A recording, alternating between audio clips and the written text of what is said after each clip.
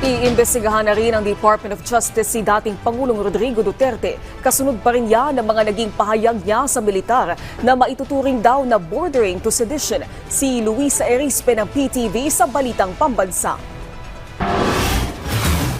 Wala na ring kawala si dating Pangulong Rodrigo Duterte sa investigasyon ng Department of Justice.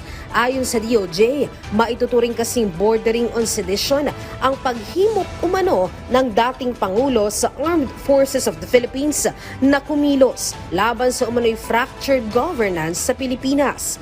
Dahil dito, posibleng magsabay ang investigasyon sa kanya at sa kanyang anak na si Vice President Sara Duterte.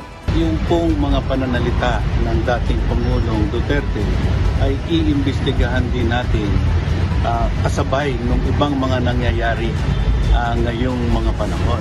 For him to invite the military to have a part in seeking remedy is bordering on sedition. Iginiit din ng DOJ, wala namang papel ang militar sa pamumuno sa gobyerno. Tungkulin lang nila ang protektahan ng taong bayan.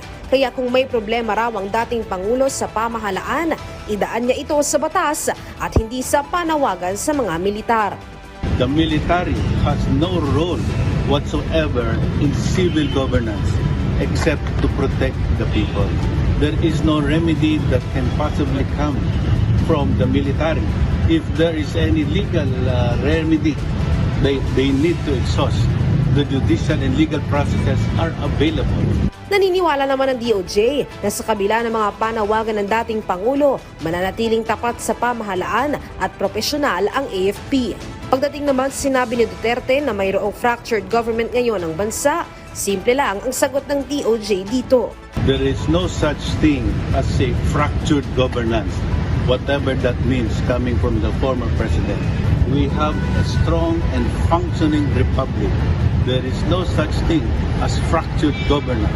Sinisilip na rin ngayon ng Justice Department kung saan nanggaling ang panghihimok sa mga umano'y demonstrasyon laban sa gobyerno. Sinisiguro ng DOJ na hahabulin ang nasa likod nito.